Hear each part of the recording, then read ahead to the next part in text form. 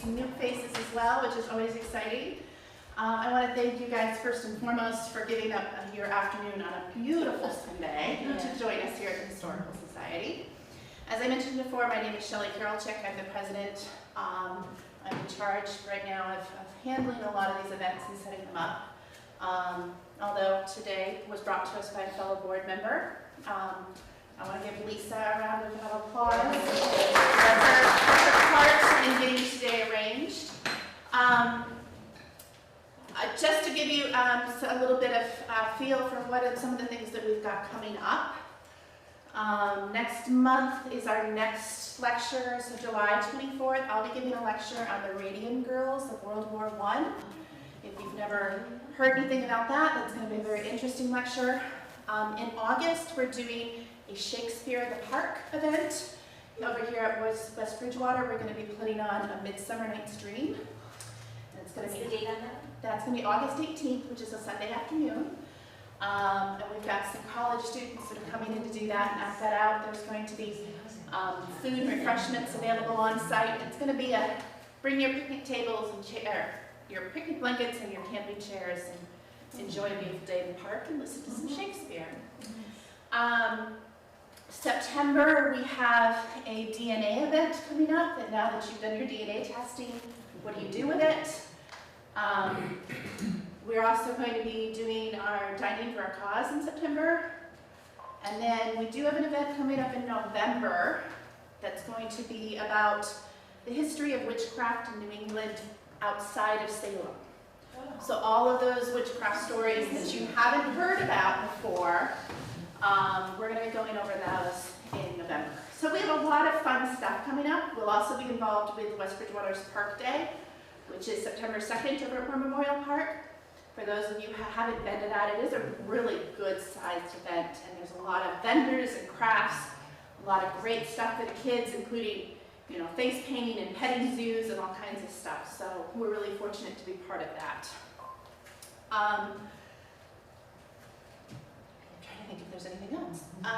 I've told everybody where the bathroom is. Please help yourself to refreshments. Our speaker today, I'm sure, will be willing to answer questions after her presentation, so please stick around. We have quite a few board members present, so if you'd like to speak to any of us about anything after the presentation, please feel free. I realize it's a little warm in here. Unfortunately, we don't have AC. But if I open it up, I'm afraid it's going to get even hotter. So, I want you to welcome with me today Rita Hutchinson.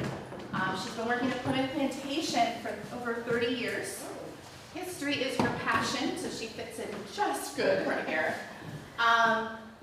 This is one of her personal projects about slavery and the so-called Black Yankees of the Bridgewaters in Plymouth County. She is a history professor for Quincy, and she's been doing history for a very long time. And she's going to have an awesome presentation for us. So please help me welcome Rita.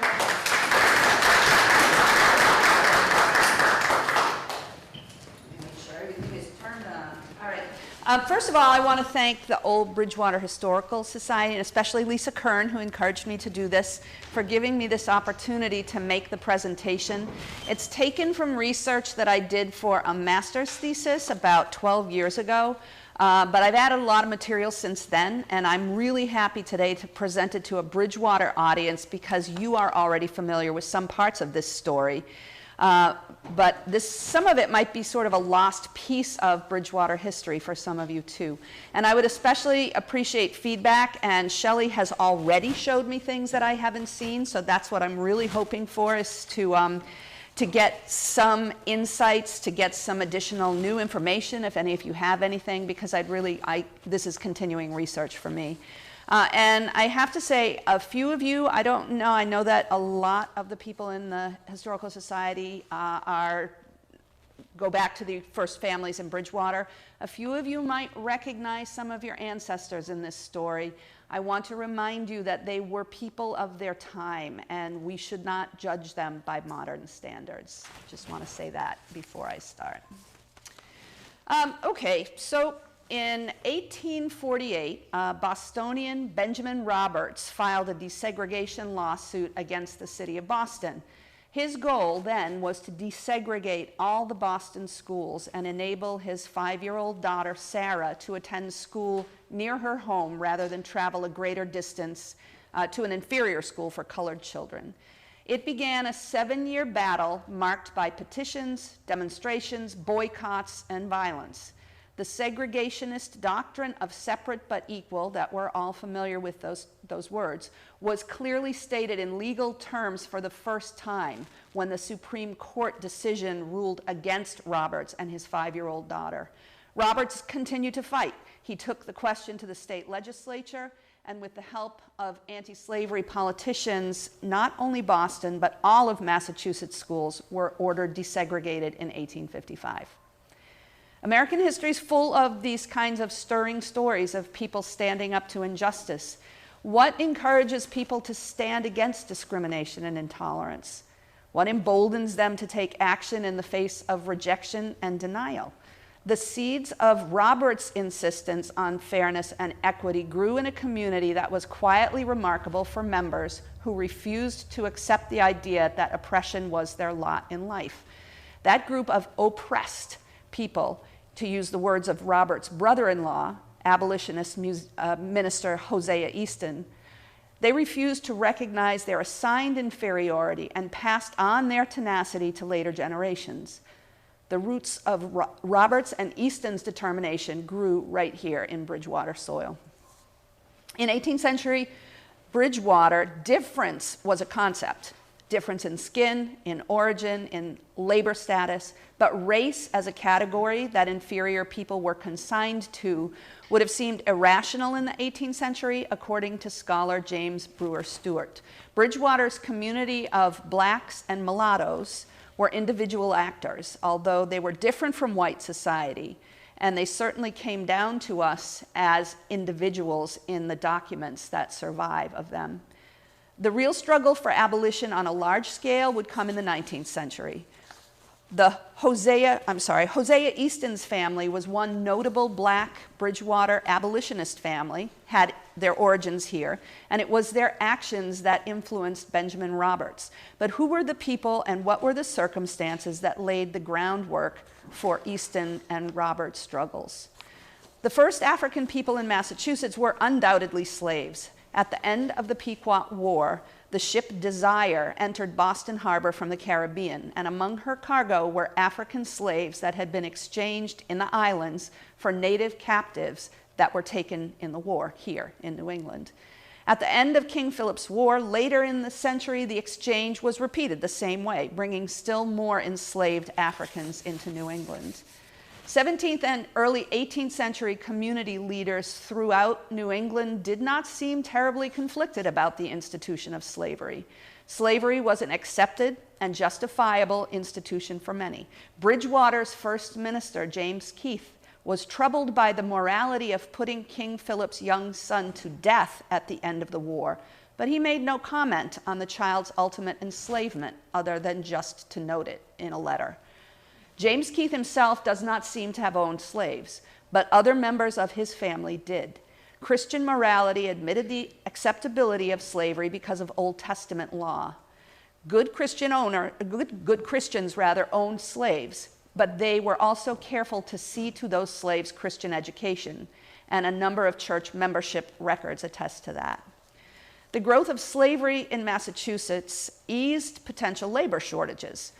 Bound labor, unfree labor, rather than day labor, guaranteed a workforce. The English tradition of indentured servitude, which was a term of years of work offered in exchange for a roof, clothing, food, and other negotiated considerations, that was somewhat unreliable. The goal on the part of the servants was to serve their time and establish themselves independently, not to continue in service for their whole lives. So the guarantee of a bond servant, or servant for life, as they are sometimes called in the records, was that they would never be independent, and they would be available until they were no longer useful. By 1700, it is estimated that there were approximately 500 slaves in Massachusetts, and the number was growing by then. In Boston at the beginning of the 18th century, they were largely house servants and craftsmen. Even in the countryside, like here in Bridgewater, slaves tended to be part of the household as well. and with very few plantations like those that developed in the South.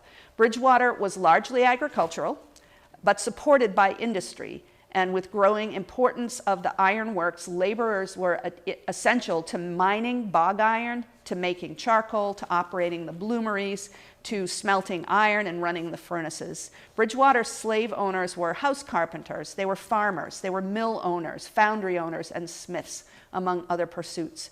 Their male servants would have worked alongside their masters. The women would have worked right beside the mistresses of the house. And Bridgewater's iron industry thriving in the early 18th century. In the 1730s, Josiah Edson, Hugh Orr, and brothers George and David Keith were manufacturing iron implements of all kinds, including guns and cannons, that would eventually be used to repel the British from North America. All four of these men were also slave owners. Looking at their families, or looking at the families documented with slaves, rather, those families in Bridgewater included church leaders, they included government officials, and they included military men. There were other men of more ordinary origin as well that owned slaves, but slave owning could have conveyed a certain status to the families that practiced it. How did the slaves get to Bridgewater? Here's a couple of ads that you might find in the newspapers of the day, advertising where you could pick up some unfree labor. There was a solid trade for likely cargoes of Negroes, as they often were called, coming into the port of Boston. Anyone with connections beyond Bridgewater would have access to that market. Later in the century, a number were the children of enslaved mothers, and I will tell you the stories of several families whose children were born into slavery in Bridgewater. Breeding slaves as a labor pool was certainly an idea that took hold in the South at the end of the international slave trade after 1808, but it was described first here in New England as early as 1639, which was just 1 year after that first ship brought Negroes out of the islands into Boston. Once these unwilling immigrants got into town, many of the slaves became documented residents. They showed up in the records. The connections between the master and the slave took place in the context of very complicated family bonds. Several white families related by blood or marriage might share ownership of black wives and husbands, as well as their offspring. The town records list births of some slave children with the same detail as the births of their owners' children. And other surviving documents illustrate shifting relationships between black and white members of the social network as slave children passed between related white households. The underclass of Bridgewater, like the rest of New England, was color and class-based. Natives had been subdued, Africans had been enslaved, servants had surrendered a portion of their lives to their employers for security. Of these three, only servants could hope to see their circumstances changed when their terms of indenture expired. By the beginning of the 18th century, not all blacks were enslaved, fewer natives were, but legally they were classed together in other ways, significantly by being forbidden to marry whites. They carried the mark of their hereditary condition on their skin. Labels in legal documents included words like Negro, Indian, black, mulatto to specify their difference from people of European origin. Massachusetts officially prohibited marriage and fornication between Negroes and mulattoes and whites by 1705. The mulatto families represented in Bridgewater's records were probably a result of the unions between two marginalized groups, black and Native American.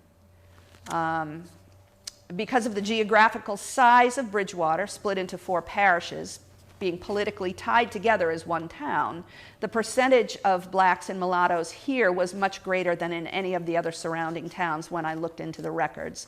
By the time of the first census in 1790 is when they're most carefully detailed.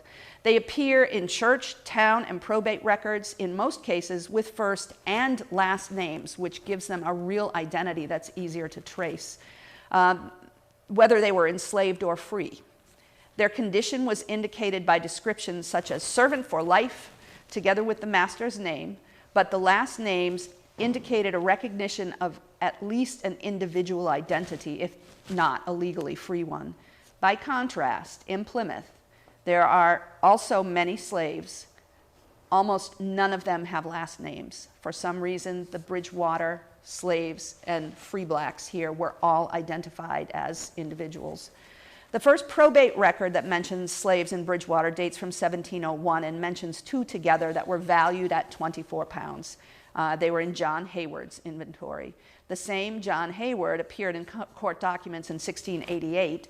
He was found guilty of cruelly misusing his boy, perhaps one of the ones that showed up in his probate record.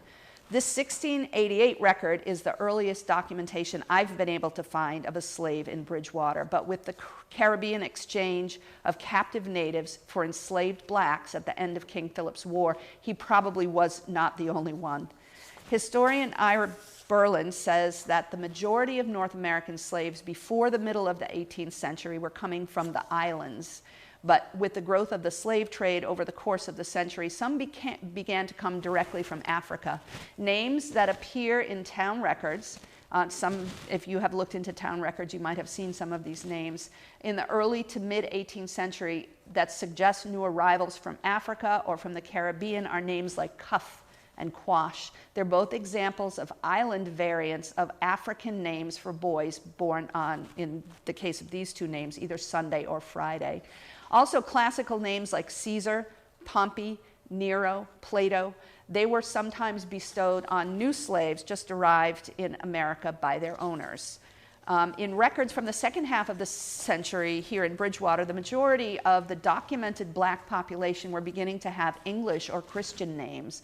Old Testament names like Sisters Hagar and Zipporah Hill or Tamar Tarbert suggest American-born children of Christianized slaves. So the population changed as the century went on. Bridgewater's people of color are rarely depicted as a group, but rather they appear as separate actors in the white colonial society that they'd been brought into. They married both within and without the boundaries of Bridgewater, and with blacks and native people that they were by law restricted to. Scholar William Pierson used the term Black Yankees, which is what I took for the title of this talk, to describe an African-American subculture in the 18th century, in 18th century New England specifically. They were born or brought to America. They were struggling to gain independence in a dominating society. They shared ancestry. They shared cultural memories passed on by an older generation, and a common experience of difference, but they lived in America and they were gradually being drawn into American society. Bridgewater slaves and free blacks are documented when they marry, when they attend church, when they were born and died, when they were freed by their owners, or bequeathed to other owners upon the death of those owners. They assimilated into the white community to greater or lesser degree, but undoubtedly would have maintained a separate support system that allowed them more of an independent identity, even in the view of the paternalistic society that was seeking to control them. In 1783, the state Supreme Court ruled that, now this is the Massachusetts State Supreme Court, ruled that slavery was inconsistent with the new state constitution. And that constitution stated that all men were born free and equal. 7 years later, the first U.S. Census was taken in 1790 for purposes of determining representation in Congress. All free persons were required to be counted, distinguishing the number of white residents by sex and white males by age. Non-free white persons were entered in a separate column titled All Other Free Persons Except Not Indians. The name of the head of each household was to be recorded at that time. A very interesting picture emerges from the collected Plymouth County census returns in relation to the visibility of the non-white residents of the county in these records. Of the county's 14 towns, Bridgewater had the largest population of all other free persons. That could be expected since this was the largest overall population in Plymouth County anyway.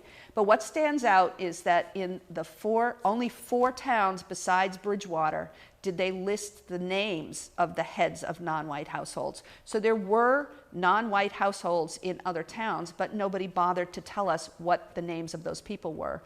Bridgewater wasn't like that. Bridgewater listed the names of 17 different men who headed their own households, non-white men who headed their own households in 1790. 7 years after slavery ended, they were not only more or less in charge of their own fate, having not been enslaved or in a slave society anymore, but they were also given the consideration of individual and named identities in a very highly official document. In contrast, the town of Scituate had a 1790 official population of 65 non-white residents. Scituate had been a town with numerous slave-holding families before 1783, so it's not a surprise that there would be so many there. But not a single one of those 65 non-white residents in Scituate was given a name in the census. They were just all lumped together as non-white persons. They were all freed by the Supreme Court ruling, but they were still in Scituate living as dependent and anonymous members of white households. This is a couple of pages kind of put together. This comes from the 1790 Bridgewater census. And this is the non-white, all other free persons column right here. And every one of these names were of the leaders or the heads of the non-white households in Bridgewater. Some of the people of color that appeared in Bridgewater 1790 census had likely already been free in 1783. They weren't all enslaved necessarily. Some are described in other documents I found as mulatto, the product of a union between a black and a native, most likely. But at least 6 from this census can be shown to have been enslaved by other documents that I have found. And there are 2 Caesars here. There's one Caesar, here's another Caesar. Here's a Cuff, there's a Pompey in here somewhere. Prince is another name that you sometimes find given to freed slaves or ex-slaves. They are the kinds of names given to new arrivals by white owners, so they likely had been slaves. Before 1790, this small community and others who came before them to Bridgewater, they had businesses, they had pursued their interests in the court systems, they had negotiated for their freedom, and they had fought during the Revolution, and they were visible members of the church. So these guys here were representatives of a community that had already been very active before 1790, and there are documents that show what they were about, what they were all about. Maybe Bridgewater's town clerks were just particular about details, but it's possible that there was some spirit of defiance at work in the all other free persons that were here that made the town take notice of these particular residents of color and know what their names were. In his writing, William Pierson commented on the extended Black Yankee communities reinforcing African values and attitudes, and that sense of reinforcement could certainly be applied to the struggle for self-determination as well. The New England version of slavery was different than the Southern institution. White and black were intimately connected, as I said, living side by side in the same house in most circumstances, familiar with each other's habits and quirks. Historians consider it a family form of slavery, perhaps more benevolent because it was more intimate, but there were still very clear lines of master and slave. So that's the historic background of slavery in New England and Massachusetts, a little bit about slavery in Bridgewater.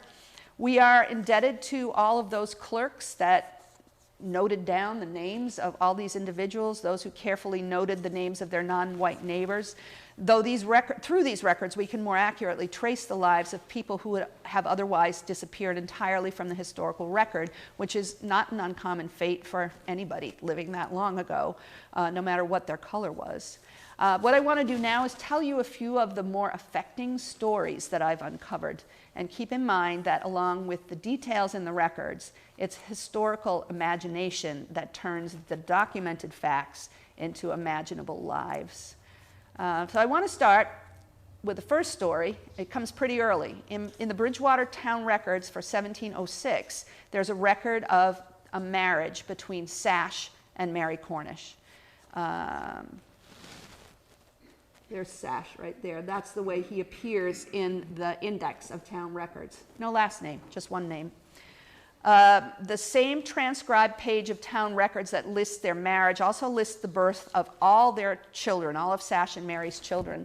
After the death of Mary, Sash married again to a woman named Margaret Linsford, and that's also noted in town records. And their children were also given very specific notations in the town records. And all of these children and his wives took Sash as their surname. Sash had one name. It became the surname of all the people that were related to him. Margaret Sash was appointed executrix of her husband's estate after he died in 1730. And here's a little sample of that probate record. Margaret Sash of Bridgewater, Negro woman. Husband Sash of Bridgewater, Negro man. Both were noted as Negroes in the probate record. Sash himself was never documented with more than just a single name, but that name passed on as the surname to his wife and children. He owed considerable debts when he died, but his inventory contained tools and possessions of a farmer. In addition, there were 5 acres of land to the west of James Keith that he had purchased in 2 separate lots, purchased in 1711 and 1718 from Jonathan Hayward. And together with his house, his entire estate, when he died, was valued at £90, which was a pretty respectable amount at the time. At such an early year, when most Africans in Massachusetts were still enslaved, where did this independent black farmer come from? A clue comes in Boston Commissioner's records from 1712. And this is, I was talking to Shelley about how you find one little interesting tidbit of information and then you start chasing it. When I wanted to find out who Sash was, I found him in the Boston Commissioner's records. Sash, Negro man and former servant to Mrs. Dorcas Peggy of Boston, was twice warned in 3 weeks in 1712 to leave the city of Boston and return to the place where he belonged. And he told them the place he belonged was Bridgewater. Mrs. Peggy was the widow of Edward Peggy, who was a merchant of Boston who pursued his business between Boston and the Caribbean. In 1701, he died on a voyage to Barbados. And Sash, before the time of Mr. Peggy's death, was undoubtedly brought from the islands back to Boston to be his slave. He was not free upon his arrival, but sometime between Mr. Peggy's death and Sash's marriage, first marriage in 1706, Sash received his freedom, either by his master's will, still trying to access his master's will, haven't found it yet, or the benevolence of his mistress. What were his Bridgewater connections that led him here in 1706? I don't know. I would love to know why he ended up here. I may never find that answer, but his ties to Boston and the Peggys led him back there briefly in 1712 for whatever reason, at which time he was told, "Get out, you don't live here anymore." Sash returned to Bridgewater, where in September of the next year, his daughter, Dorcas, was born. Coincidental choice of name. His mistress was Dorcas Peggy, not an unusual name in the 17th century, but even so. Or was this an indication of some kind of a bond between a mistress and a former servant? Draw your own conclusions. Hope I find more about that because it's very intriguing to me. With his 2 wives, Sash had 7 children. There's no indication that either of his wives were enslaved, so the children would have been born free. All but 2 were baptized into the Christian religion by the Reverend James Keith. Although there's no record of Sash's Bridgewater baptism, it's pretty likely that he was also a member of the church. Most remarkably, his inventory, and this is the inventory, probate inventory here of all the things he owned. He owned a saddle for a horse. He owned all kinds of farm implements, spinning wheels, all that kind of stuff. And he owned books. So not only was he in 1706 coming into Bridgewater as a non-enslaved black man who purchased land, he also knew how to read. This is really intriguing to me, and I hope that I can find out more about him. He was never documented with more than just a single name, but he passed that name on. Oh, sorry, I'm skipping all around here. I lose my place. Among those books might have been a Bible, and I'm going to show you why I think that in a couple of minutes. Margaret Linsford Sash, the wife that was the executrix of his estate, disappeared from the town records after 1731. The last time we see her in records is attesting to the completeness of her late husband's estate in December of that year. So the question of how does this guy get his way from enslavement to independence in just a few decades is pretty intriguing. Later in the century, there are several examples of freed slaves in Bridgewater that changed their names, but that Sash always remained known by a single name means that he had a pretty strong idea of who he was, what his identity was. He acquired his freedom, he acquired the outward indications of self-sufficiency. His lists of debts, it sort of indicated a dependence on his neighbors because of who he owed.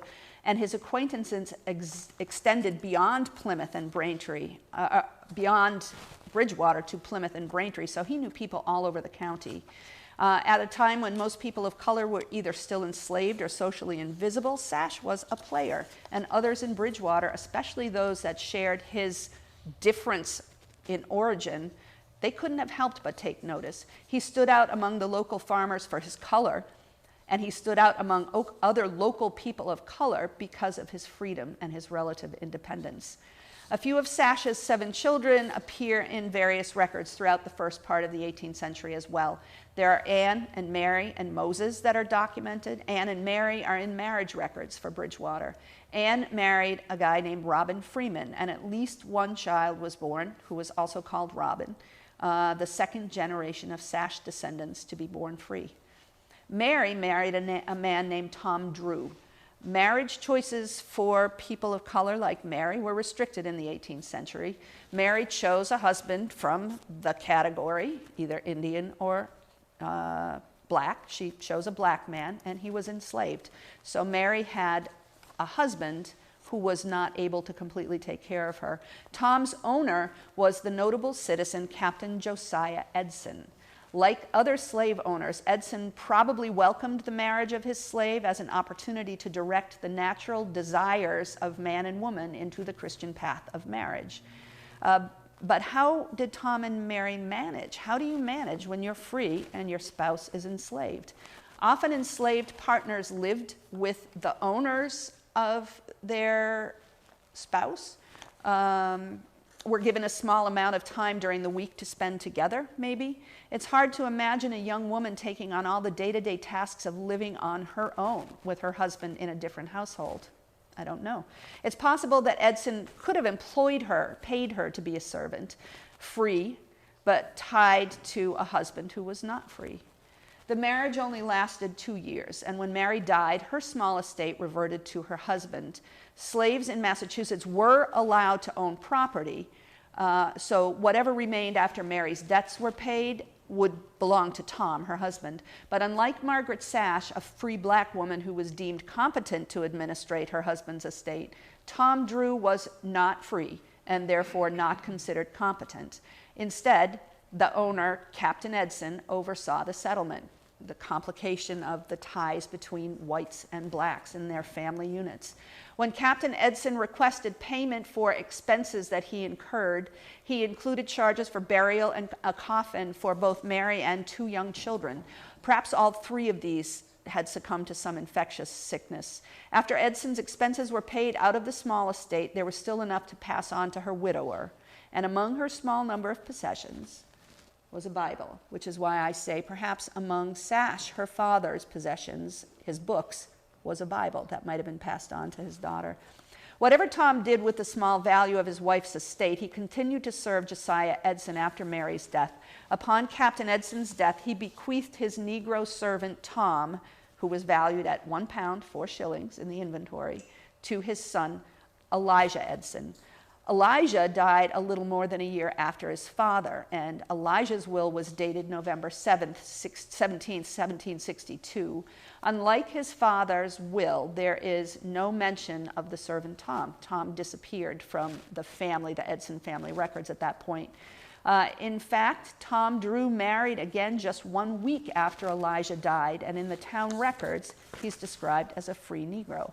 It's possible that Tom received his freedom as the last act of a family member rethinking the morality of owning another human being. If so, somewhere there may be an undiscovered legal document that released Tom from bondage. And maybe it's somewhere in this building. I don't know. That would be exciting. Sash also had a son called Moses, who had his own son called Moses. The grandchild Moses fought in the American Revolution, left Bridgewater, and then achieved some notoriety as one of the instigators of the post-war farmers' movement of Shays' Rebellion in western Massachusetts. And there were a number of others besides Moses Sash, other of Bridgewater's Black Yankees who stepped up to fight the British during the Revolution as well. At the beginning of the American Revolution, blacks and natives were barred from the enlistment rolls, as they had been from militia companies ever since the 17th century, but it was necessary to find sufficient numbers of recruits to fight the war. Black soldiers were added to the ranks simply by not including them in the enlistment exclusions. If you read down the list of enlistment exclusions, nowhere does it say black people can't fight. So that meant they could be recruited. Eventually, some New England colonies offered freedom for service, and private deals where a slave might serve in place of a master in exchange for freedom were negotiated as well. So why would oppressed people fight for the cause of their oppressors? Enslaved and free blacks were affected by economic restrictions in the British-ruled colonies as much as the white population were. In one of the most violent of the pre-war incidents, a man of African descent that I'm sure we all know, named Crispus Attucks, became an early martyr for the cause of independence in what quickly became known as the Boston Massacre. There's no indication one way or the other that Attucks was actually a patriot, only that he got caught up in a mob action against a hated authority in the British occupation of Boston, and he was certainly not alone in that hatred. In Massachusetts, the idea of freedom for slaves carried beyond being rid of the despised British troops. And this is a sample of one of 3 separate slave petitions for freedom that were presented to the Mass legislature before 1776. This one in particular foreshadows the Declaration of Independence. And this one from 1777 draws directly on that language that was used in the preamble. Your petitioners apprehend that they have in common with all other men a natural and unalienable right to that freedom. That shows up in the Declaration of Independence. It was clear that many people of color connected the struggle for freedom from England intimately with the struggle for freedom from bondage. Those who fought, those from Bridgewater, those from other parts of the whole country, were very possibly fighting for both. Although Massachusetts considered bills abolishing the slave trade or slavery itself in the decades leading up to the war, proposed legislation just died without action. And I have looked, but I have not seen documentation to suggest that Bridgewater was among the towns trying to bring legislation for abolition before the general court. Whether they were enslaved or free, people of color in Massachusetts did have some advantages over those in some of the other colonies, though. They were considered equal with whites before the law. They were able to testify in court. They were able to sue their white neighbors. They also had the right to appeal verdicts against them. In theory, black men could vote, although property requirements probably barred all but a handful of them from doing so. A lot of white men couldn't vote either. Although in many ways restricted, 18th century black residents of Massachusetts were aware that in some instances they did stand on equal ground with whites, which would certainly have added to a determination to defend the pieces of liberty that had been offered to them. Although they were excused from military duty since the late 17th century, the pre-war call for volunteers resulted in Bridgewater residents of color stepping forward. Although the official order was that Negroes should not be enlisted, they were not in the restricted enlistment rolls, and recruiters in Bridgewater and elsewhere just looked the other way and said, "This guy wants to fight, sign him up." From the enlistment rolls, at least 17 men of color from Bridgewater can be identified with a substantial amount of detail. And I note that you have this great collection, Soldiers and Sailors of the Revolutionary War, which is where a lot of the information about these guys I've found comes from. some were ready at the first alarm in 1775 in April, and they went to Marshfield to chase the British troops north to Boston. Then they kept going to Roxbury to join General Washington's army. In their combined experience, Bridgewater's men of color saw action at Dorchester Heights and Bunker Hill. They were with Washington when the Continental Army retreated from White Plains. The 4 of them were with the troops at Valley Forge during the terrible winter of 1777 and 1778. Some enlisted for short terms, but others enlisted for 3 years and then re-enlisted. And one of the more interesting stories I found about long-term soldiers is of a guy called Joel Sugarmug. Interesting name. He was in for the duration of the war. He enlisted first in April of 1775 in a minute company, so he was ready before the war even started. The company was raised by Bridgewater's Committee of Safety in preparation for expected hostilities. It was a short enlistment to begin with in a temporary militia force, but after the Continental Army was formed in June, Joel remained in almost constant service for the duration of the war. Joel had a native wife and at least one child that he left behind when he went off to war. By 1776, his young son, Reuben, was being cared for at the town's expense by Margaret Sash, probably the daughter of the Sash that I've already talked about, which meant probably also that his wife had died, and so he had an orphan child left in Bridgewater that was being taken care of by someone else in town. The fact that his wife died didn't bring him home, though. Whatever prompted him to fight for America just kept driving him until 1783, more than a year and a half after the British surrendered. His last 2 years at West Point, he became somewhat unraveled. He was tried for stealing, for leaving his post, for drunkenness, and for absence from roll call. He was twice lashed for his offenses. He might have lost his sense of purpose when the British surrendered. Whatever the reason, he served out the last 2 years in the Army with some difficulty, and no further trace of him appears in any of the local records. He undoubtedly was among what Revolutionary War historian John Shai called the hard core of soldiers. They were poor, they were on the margins of society, and they carried the heaviest burdens of fighting. In 1821, after the United States instituted military pensions in several categories for Revolutionary War veterans, the sister of Joel Sugarmug, who was deceased by that time, applied for a pension as his only living heir. And it's not clear whether her petition was successful. I found a record of the application, but not what was done with it. Joel Sugarmug was a free Negro when he enlisted to fight, although the official position of the Army continued to be that slaves were not to be enlisted under any circumstances. Even that order was ignored as the war went on and the need for soldiers increased. But it appears that most, if not all, of Bridgewater's black soldiers were free men. At least 2 of them, however, had been slaves. Cuff Mitchell was Nathan Mitchell's Negro man, as noted in the record of his marriage to his wife Elizabeth, also known as Lydia Quay. Cuff came into the Mitchell household when he was approximately 20 years old. His name suggests that he was either brought to America as a slave or named by those that were. There is no record of who sold him to Nathan Mitchell, not that I've seen anyway, but the surname he was known by would have come from his new owner, certainly. After 9 years with the Mitchells, Cuff negotiated for and bought his freedom from Nathan Mitchell in the spring of 1775, 1 month before the first shots of the American Revolution were fired. On May 1st, Cuff Mitchell enlisted in Captain Josiah Hayden's company and marched to Roxbury.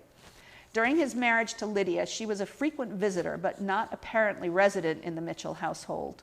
She was a mulatto girl, brought up in the household of Anthony Winslow, but seemingly as a free woman and not a slave. Possibly she continued to live with the Winslows during the years Cuff was fighting. Again in 1776 he enlisted, and in 1777 as well.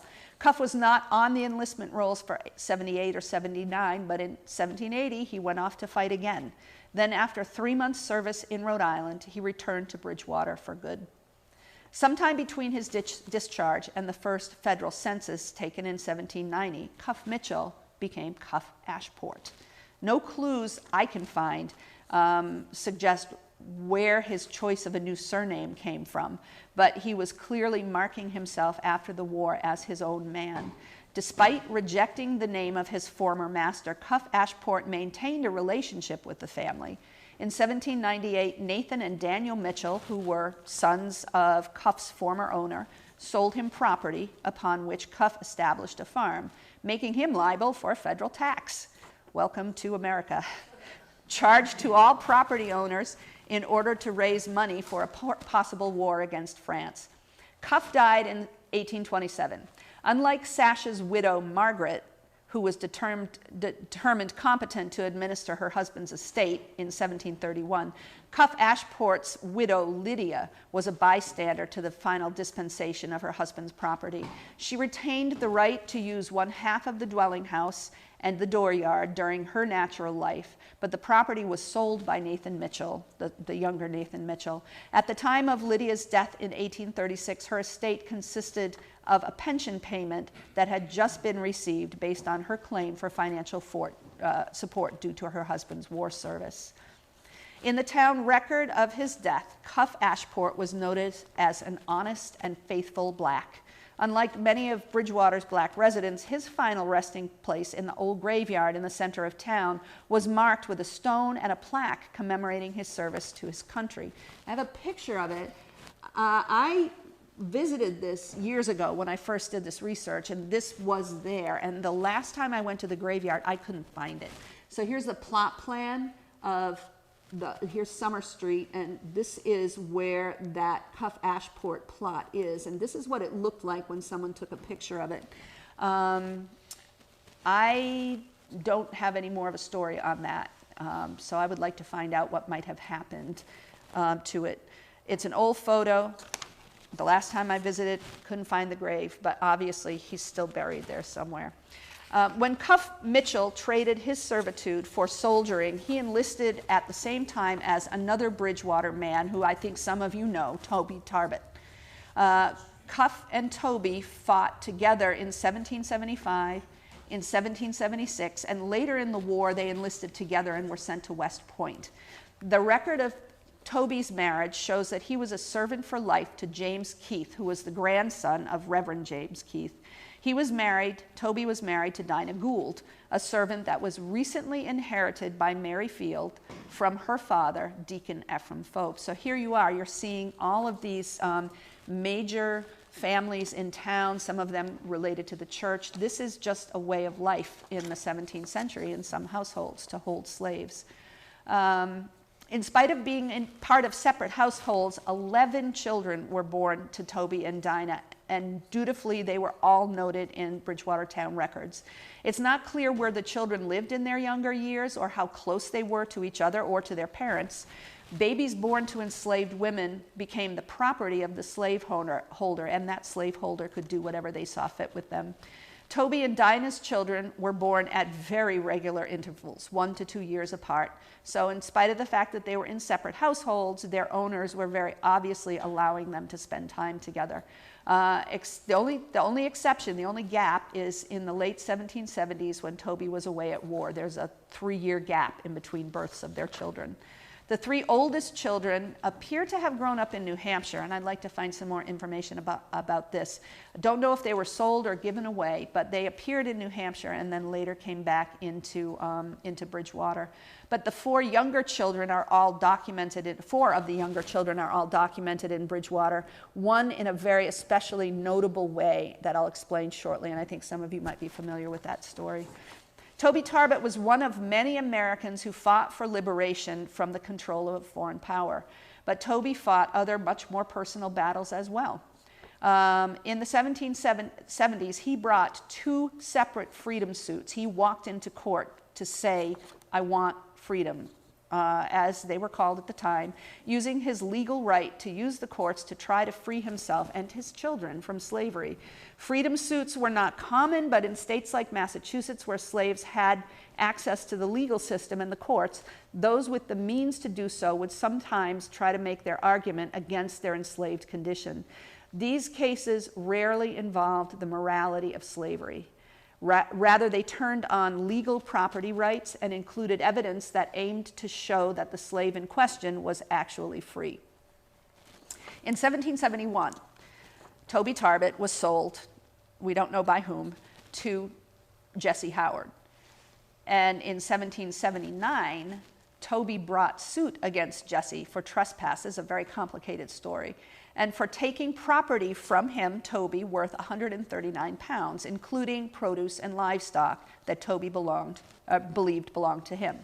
Howard's answer in court was that Tarbert was his servant for life and implied that Toby's property actually really belonged to Howard. The court records don't include a transcription of testimony or evidence, but in the end, the jury agreed with Toby Tarbert's assertion that he was, in fact, a free man. Toby recovered 139 pounds in damages, plus over 90 pounds in court costs from Howard. What evidence could he possibly have produced, is what I wondered. And then I thought, maybe there was an agreement between him and Howard, perhaps written down as an agreement, as some manumission, some agreements to free slaves were. Some slaves were able to gain their freedom in return for serving in the Revolution. These arrangements might be worked out to have a slave serve in place of a master. Jesse Howard doesn't appear in any of the enlistment rolls for Bridgewater. There are other men that don't as well. He's not the only one. But the fact that he doesn't show up in the enlistment rolls and his servant does, and his servant believes he's free, and Howard says he's not, and the jury agrees with the servant, tells me that it's possible that his servant, Toby, fought in the stead of Howard, and then Howard reneged on the promise of freedom. It's possible. Whatever the circumstances, the jury did find Toby's evidence was proof enough. 1 month earlier, however, Toby had not been so successful. Relationships between owners and human property were tangled. They were tangled emotionally and legally and physically in ways that are today beyond comprehension. And I have looked at this a number of times, and I'm still not sure that I really understand what's going on. But Jesse Howard, who acquired Toby in 1771, did it through two transactions that included Toby's 9-year-old daughter, Dinah. So father and daughter were sold to the same owner in 1771. Jesse Howard, together with Elijah Snell, 2 white men, had purchased Toby and Dinah together from an Abington man. 2 white men purchased father and son slaves from an Abington man for a valuable consideration. Doesn't say what it was. After the purchase, Snell sold his share in Toby to Howard. So Howard had full control of Toby Tarbert at that point. And this is the weird part. Howard, for reasons that I can't understand, sold his share in the girl, in Dinah, to her father. So Toby Tarbert, a father and a slave himself, owned half of his own daughter, while Elijah Snell, the master, owned the other half. Beyond comprehension. In the fall of 1779, Tarbert brought suit in his 17-year-old daughter Dinah's name against Elijah Snell for assault and false imprisonment on the grounds that Dinah was a free woman. Unfortunately, the jury did not agree. She may have been half free by virtue of her father's partial purchase of her 8 years earlier, but Elijah Snell was not willing to let go of his property rights in Dinah. Toby tried to use the courts to free another of his daughters from a different master at about the same time, also without success. So he's a fascinating character to me because he knew what he wanted to do and he tried to use the courts that existed to get what he wanted. They were not far away from ending of slavery in Massachusetts at that point is the only happy ending to that story, I guess. Altogether, 7 of Toby and Dinah's 11 children are documented as having survived slavery in Massachusetts, going on to marry and raise their own families. 1783 was the year that slavery was effectively ended in Massachusetts. In a dispute that eventually worked its way up the state Supreme Court as a felony assault case, the dispute turned on the legal point of whether or not a man named Quack Walker was a slave or not. If he was a slave, then his owner had the right to do his property whatever he pleased, which in this case involved beating him. In his charge to the jury, Chief Justice William Cushing chose not to focus on the legality of the case at all, but he focused on the morality of the case. And as I said before, when there were arguments made in courts, slaves were often arguing on the turning of legal evidence. They didn't argue morality in court. This is the first time that morality enters into it. Using the 3-year-old Massachusetts Constitution as a guide, Cushing said that whatever sentiments have formerly prevailed in this particular, a different idea has taken place with the people of America, more favorable to the natural rights of mankind and to the natural innate desire of liberty, and with which heaven, without regard to color, complexion, or shape of noses or features, has inspired all the human race. Our Constitution of Government, that the people of this Commonwealth have solemnly bound themselves to, sets out with declaring that all men are born free and equal, and that every subject is entitled to liberty, and to have it guarded by the laws, as well as life and property, and in short, it is totally repugnant to the idea of being born slaves. The precedent set by this language meant that no master would ever be able again to argue in a Massachusetts court that they had property rights in a human being. Before they were freed universally by the courts, Massachusetts slaves, they fought and they argued legally for their freedom, as we've seen. Some also did what they could to just take it. The Boston newspapers, like others throughout the colonies, were constantly displaying ads for runaway slaves. These contained sometimes painstaking detail, precise physical characteristics, notable features such as a limp or an accent, what they had on when they were last seen, or what they might be carrying with them when they left. Bridgewater had their share of advertisers. One stands out to me because of the apparent relaxed state of supervision that could be the reality of enslavement. But loose control is not a replacement for true freedom. The story is told really simply through 2 newspaper ads that appeared 3 years apart. And here they are. In an ad dated August 28, 1773, Bridgewater farmer Francis Perkins advertised the runaway of his 22-year-old slave, Nancy. She was tall, he said, and had on, when she went away, a blue and white gown. By the time subscribers read the ad, she had probably changed her clothes, however. Mr. Perkins said she'd run away from him on May 13th, and that was more than 3 months earlier. Did he give her permission and finally realize that she was not coming back? In fact, he did retrieve her eventually, because 3 years later he placed another ad looking for her a second time in November 6, 1776. The details illustrate his continued relaxed attitude, but a definite sense of ownership of Nancy nonetheless. This time he waited a year to place his ad, explaining she had gone away under pretense of a visit to where he didn't say, but once again he apparently figured out she might not be coming back. Perkins placed no further ads that I've seen, and when he died in 1783, there was no mention of Nancy in the inventory of his estate. And the reason that you know that this is a slave and not just a servant is because of this. All persons are forbid harboring, concealing, or carrying off said slave. This is serious business.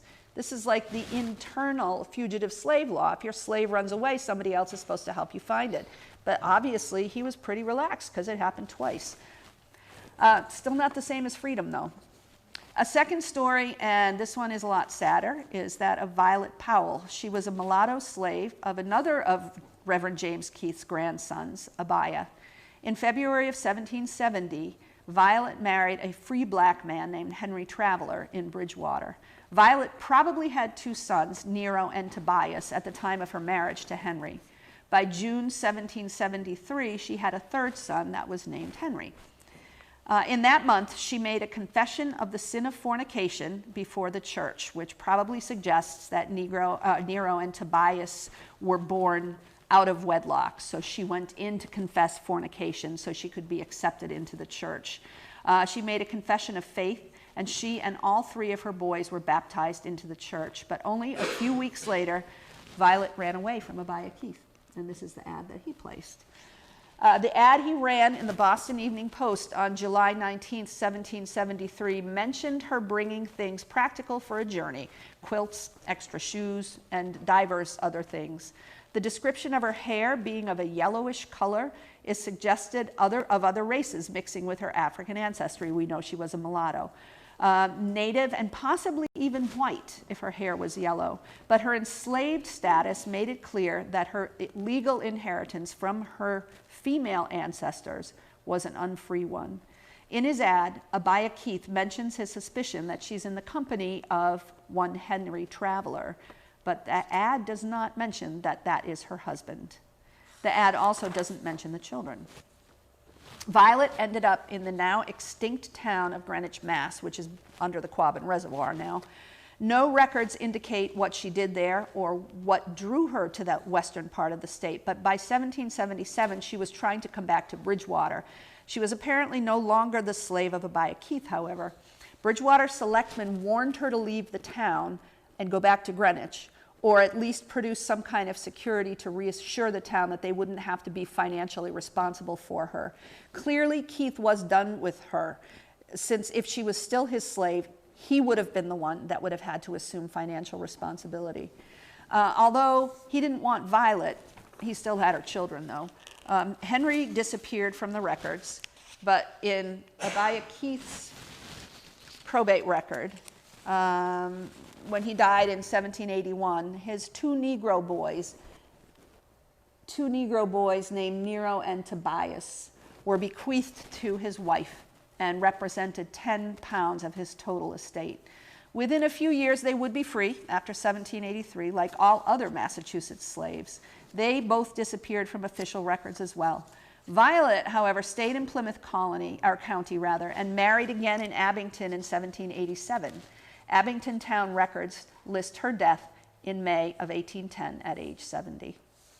Every research project has a starting point somewhere and a story that gets you all kind of fired up to keep going. The story that introduced me to this Bridgewater community, I originally found as a name that appeared repeatedly in census records that I was researching when I was looking for details on people of color in 19th century Plymouth. I didn't intend to research slavery. All I wanted to find out is how many people of color lived in Plymouth in the 19th century, and this name kept coming up. The name was America Pierce. It appeared in Plymouth every year from 1810 to 1840. I then found him in the Bridgewater census records of 1790 and 1800. I could see from the records he was a black man, and I was intrigued that in a very non-diverse community such as Plymouth, he would appear to have achieved enough stability to be present and visible and noted every decade after decade in the census records. And so I wanted to know what else I could find out about him. And I found out plenty, and that's what led me to Bridgewater. As it turns out, a simple search for the name America Pierce turned up a marriage record to a woman named Anne Freeman that is in the Bridgewater town records. And Anne Freeman was a Negro servant to a Bridgewater farmer named Zachariah Packard. I knew by then what Negro servant meant in these terms. I knew that she was a slave, so I decided to see what I could find out about Packard. And fortunately, Packard's probate record was complete, both will and inventory, and some extra stuff too. Before everything was so accessible online, I had to travel to Boston. It's local history, so I didn't have to go that far, but I had to travel to where the records were. And in this case, I was at the Mayflower Society Library in Plymouth because they have the complete Plymouth County probate records there. So I was looking into the documents. I was expecting to find Anne Freeman described as the property of Zachariah Packard, and I did. But I realized with a shock that there was a second America Pierce documented. There was the America Pierce of the marriage record, and there was the America Pierce that appeared in Zachariah Packard's inventory, who was a slave. Bequeath unto my said daughter Abigail, my servant boy named America, who is a servant for life. So there were two America Pierces. One was the father and one was the son. And it was the son that I had found in the records, the Plymouth County or Plymouth Town records. And I've lost my place again, and I apologize. He also has a brother, Peter. Peter appears in the document, Zachariah Packard's Probate Records as well. So there were 2 young boys and a woman that were slaves in the household of Zachariah Packard when he died. And the children were bequeathed to different children of Packard's, and Anne, the mother, was bequeathed to his wife. One of the most interesting details, though, that I found in the probate records was Zachariah Packard owned the woman and her 2 boys, but he also employed her husband, who was a free man, America Pierce. And that's shown in the probate record as well. To America Pierce, Negro man, hired by the said Zachariah Packard, deceased. He was owed 24 pounds at the time of Packard's death, which wasn't enough to buy either of his sons or his wife's freedom, but it was money that he was owed. So this is a family that was held together by the Packards, who owned mother and 2 children and employed the father of the children, which, I mean, this stuff is fascinating to me at the way that all of these lives intersect like that. The Mayflower Society library patrons were pretty unimpressed. I got all excited when I found this, and they were too busy looking for their ancestors, so they didn't really pay much attention to me. But it opened a whole new avenue for me to explore the life of a black man in colonial New England. And there's a lot more documentation of America Pierce. There's a lot of unanswered questions, but it's full of detail. He married 4 times. He had at least 5 children, 4 of whom went on to give him grandchildren. He bought and sold land, and at one point he took on a mortgage for an old friend in Bridgewater. And I really want to figure out where it is. It's somewhere right along 106. There's an acre of land that Pierce owned that he bought and then let his friend build a house on, right in this neighborhood. That allowed his friend, who was another freed slave and one of the Tarbert family actually, to live in a house of his own. He's listed as America Pierce yeoman in the deeds that I found that he's involved in. He relocated from the town of his birth, which was Bridgewater, where he had been surrounded by friends and family, to a place where few people of his color lived, but he maintained a stable family life, and perhaps he even prospered. His final marriage to a Carver woman who owned a farm she inherited from her first husband made the papers, believe it or not.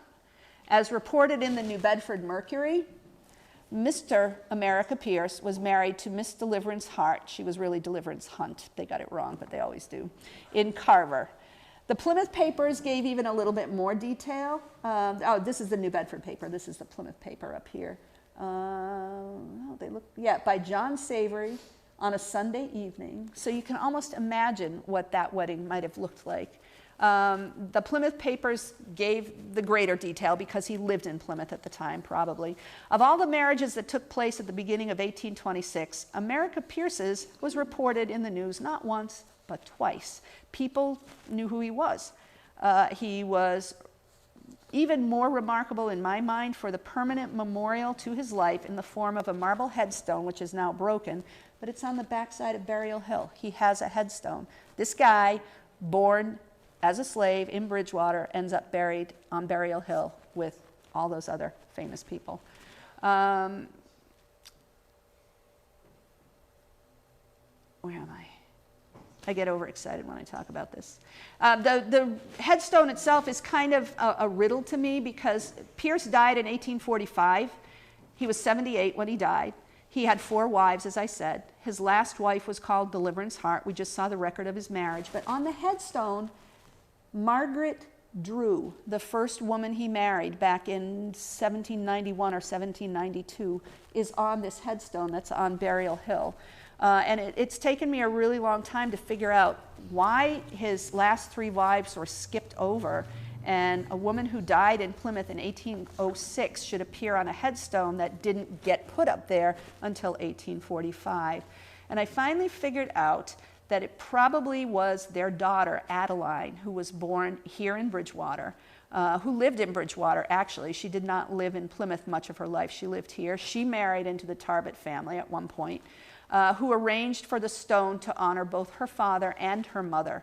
So even though America Pierce spent the majority of his adult life in Plymouth, his final memorial is a reflection of his first home in Bridgewater, because that's a Bridgewater woman that's on that gravestone. There are a lot of other stories. They're simple, some are complex. They capture my attention. I am only giving you a tiny fraction of all the stuff that I've found. Some of the characters appear only briefly, but some of the presence of others just spans decades. After the war and the end of slavery, the lives of Bridgewater's Black Yankees were transforming. The category of slave no longer existed for Massachusetts. The segregation and legal discrimination that would take its place was beginning to materialize. But people of color were trying to establish themselves as landowners. They paid taxes. They used the courts for a variety of reasons. James Easton, we're coming back to the Eastons now, who was the father of Hosea Easton, who I mentioned as the preacher, abolitionist preacher, way back in the beginning. He became a business owner here in Bridgewater, and he pursued his own vision of education and advancement for his people. James Easton was descended from slaves, although he was not a slave himself, but he was part of a community that was marked and marginalized by their difference here in Bridgewater. Here's that 1790 census piece again, and James Easton is right there.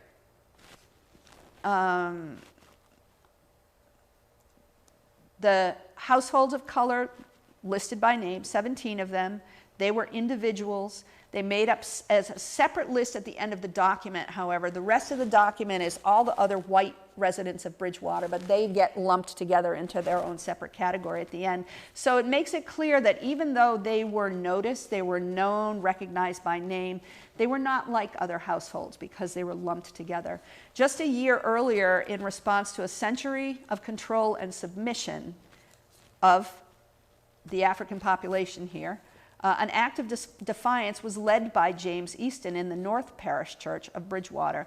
Segregated church seating was not a new circumstance, but the church desired to sell the pews that were given over to non-white residents. So if there was a section of the church where blacks were allowed to sit, the church decided we want to sell those so we can make some more money. And they proposed to build a loft for the Negro parishioners, which would have moved them much farther away from the service.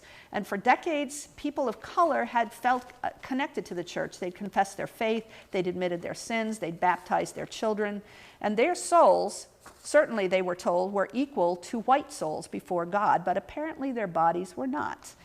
And resistance to this was ongoing. By 1800, parishioners of color were simply just showing up and sitting wherever they wanted, whether it was a pew owned by someone else or not. And it reportedly annoyed the white congregants greatly. The parishioners voted to restrict all black members to the loft, reserving all seating on the floor for white members. I'm sure that didn't end the story, but that was the end of all I could find for a description of it. James Easton's efforts were not just restricted to protests over church seating, however. He was a blacksmith with a successful iron trade, and he was known for his intelligence and his business abilities well beyond Bridgewater. They knew him in Boston. They called him the Black Lawyer. He wasn't a lawyer, but he was a believer in the concept of uplift for the Negro people, and he began a school to educate young black men in the skilled trades and give them a more general education to prepare them to compete in the wider world. And that was right here in Bridgewater. Unfortunately, I cannot find many details about this. I find references to it, but no description of what exactly it was like.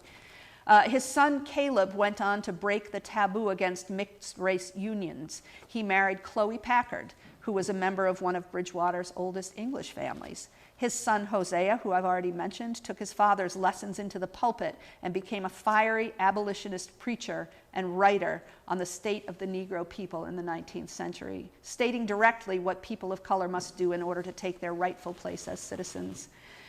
And so we come back to Benjamin Roberts, and I started this with him, who introduced this story.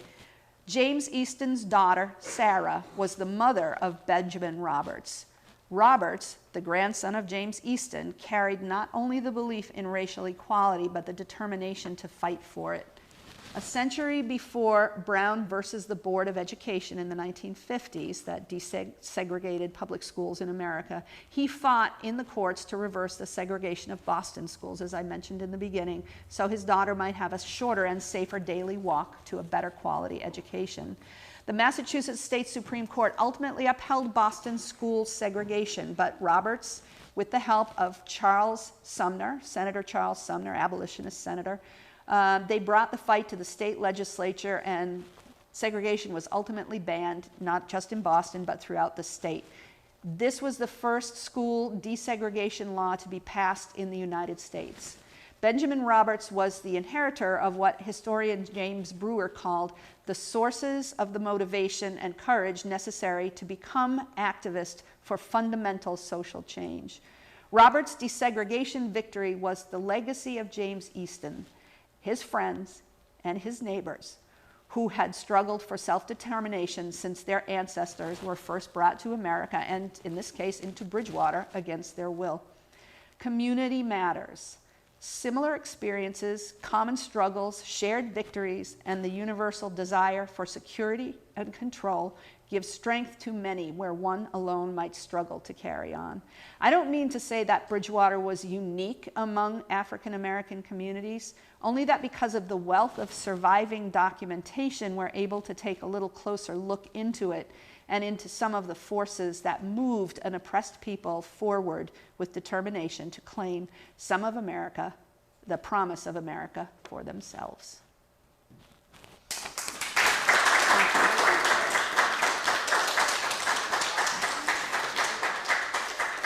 If you have any questions or comments or clues about any of the mysteries that I raised, I would love to hear them. Yes? You mentioned that as early as 1700, one could expect to pay 24 pounds for a slave. The price went up and down, and it really varied according to the age. I really have not done a comparison of the values that were assessed, but women sometimes could be worth more than men, or men more than women. In the case of America Pierce and his brother, their two children, and I know they were probably both under 5, but they have 2 different values in Zachariah Packard's will. And at that young age, I mean, if you have an older slave, perhaps you're looking at him and thinking, we're not going to get that much more work out of him, so he's worth a little less. The mother, Anne Freeman, for example, is in Zachariah Packard's will. She is going to be freed upon the death of his wife. He specifies that. So he tries to rate, or whoever makes the inventory tries to rate the approximate length of time she's going to still be in service and then put a value on it. It's just wacky. Could you maybe mention something about the cost that a South Carolinian might have to pay for the same? I haven't done that comparison, so I don't know. That's a considerable expense. So you could buy a considerable amount of property in Bridgewater and possibly a home for the same amount. Yeah, they were valuable, for sure. I mean, but when you look at them, they're sometimes in inventories, you'll see them appear in the section where the livestock is. So it's like, this is all the living inventory here. But yeah, I have not done a price comparison. I'm sure some historian out there has, but I didn't look at anything like that. Yeah. Did it ever happen that these people were sold down south? Were they? You know, It's possible. Was that like a threat? No, I don't think so. I don't really come across that in any of the stuff that I've read. Later on in the 19th century, before the Civil War, when that was happening in the South, that tended to be the threat against slave uprisings. And it's not that there were no slave uprisings in the North, but they didn't happen in New England. There was some really serious uprisings in New York City, but they didn't affect places like Bridgewater or even Massachusetts. Yeah. Yes, I was just wondering, you do know that Newport was a huge slave trade. Absolutely, that's where the East Indies came from. And I always wondered how they moved these people. Did all those people remain in New England, or were those people actually funneled to the south? Some of them Because could that very was well a have. market. Some of them very well could have been. I mean, the slavery that existed in Rhode Island was a little bit closer to Southern slavery, just because of the nature of the geography. There were big farms, there were small plantations, but there was more evidence of plantation slavery in Newport and in Rhode Island. And yeah, that was a huge hub for the slave trade. Were those slaves or people did some of them enter Massachusetts, or were they all just, were they just all used in Rhode Island and then by water? I'm sure by there's- water maybe went to Charleston or someplace else? I'm sure there's cases of them coming up into Massachusetts, but it's hard to trace. There's a database online that I just came across really recently that if you know the names of some of these people, you can plug them in, and there are people that have painstakingly pieced together documents to show where some of these slaves came into the country and where they went from there, which it seems an impossible task to me just because the records were so much more haphazardly kept. But no, I would guess that some of them found their way. Well, we know that the Eastons did. James Easton's family, he was not a slave, but he was a child of slaves or a grandchild of slaves, and they were in Rhode Island. They were in, not Newport, I don't believe, but right in that area. Yeah. Oh, just as a quick question. Sure. What year in the other New England states was the slavery abolished? I don't know the exact years, but New We were the England, first. we were, I think they're, just by virtue of there not being many slaves in a place like Vermont, Vermont actually passed legislation, but I don't know what the date of it was. There is still no legislation in Massachusetts that makes slavery illegal, but we do have the precedent of the Supreme Court decision that makes it not really even necessary. I mean, someday that precedent might be overturned, but it's really hard to imagine. In some of the reading I have, first there's an African that came in New Bedford named Kofi that married into the Native Americans. And I know of this one because my son's wife is French, African, and Native. Uh-huh. So, but the point in reading about some of this was that an author pointed out the fact that the New England pilgrims who came from not only religious but economic, and they tended to bring their families with them. Exactly. Whereas those that went into the Mid-Atlantic states and the South were mainly men. And so I'm looking at this slavery issue and looking at that, how that attitude thing might have made the differences in how you treated slaves or handled Well, them. it's how you use them and what kind of a part of your economy are they too, because the economic activity from the Mid-Atlantic South was different than everything up here. And it became less advantageous economically to maintain a lot of slaves. So you found a lot of families in Massachusetts and in other parts of New England, if they had them, they only had a couple. And they were house servants, and the benefit was that they were never going to finish their contract. Down south, where there was much more widespread field work, it started in the tobacco fields, but then it went into the rice fields, and it went into the cotton fields, and they needed bigger gangs down there. And so they looked for tighter controls, maybe. Yeah. I was going to say, it seems to me that during the Revolutionary Wars, black and white fought together against the enemy, but during the Civil War, the blacks were fighting in their own groups against the enemy, right? They were, yeah, they were mixed. There were certain things, I don't know that, I'm certainly not an expert overall on African Americans in the Revolutionary War, but what I've seen is that they were more in support positions. They were not on the front lines.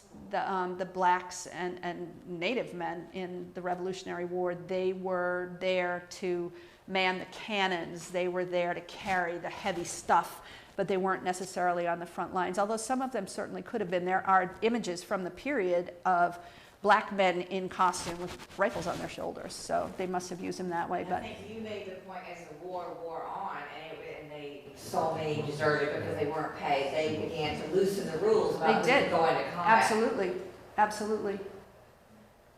Yeah. As a direct descendant of Reverend James Keith, I've been interested in the story of Toby Tarbert, and the newspaper articles I found, which didn't appear until like the mid-1800s, that detailed how he led the sheriff through the swamp, Those Toby- stories Toby- I don't know. Toby Tarbert was living in the swamp, evidently, up in Hockomock Swamp, with his wife and child, and he led the sheriff on a Mary Goose chase. But This is exactly the kind of stuff I was hoping I would find out by coming here today. well, the story, though, has said, and it was reprinted in a couple of different newspapers, stated that Toby Tarbert had claimed to be the slave of Reverend James Keith, which Norma can attest. I've said for a while, gee, that would have made him like over 100 years old by the time he finally died. You had mentioned that he was the slave of James's grandson. James. Yes. I'm curious where you found that. In town records, and then tracing through. I actually brought a copy of my thesis with me just so I could have my bibliography, but I pieced the whole thing together by looking at the records that I have and comparing one piece of information against another. Awesome. Yeah, because I've been looking for his owner. I actually was trying to find the will of James Keith Jr., thinking that he had been mistaken for his father. I will help you figure all that out. That'd be wonderful. Yeah. You And- spell and- the name, I don't, Tarbert, what is that? It turns up in so many different spellings, it's really hard to find. It's Tarbet, it's Tarbut. They go now, there's a branch of the family in Maine that goes by Talbot now. And there's Toby with and without the E. Toby with it and without an E. He appears in court records as Tobias Tarbert at one point. So that, I mean, that's the difficulty of doing any kind of historical research. You got to go, is this the same guy or not?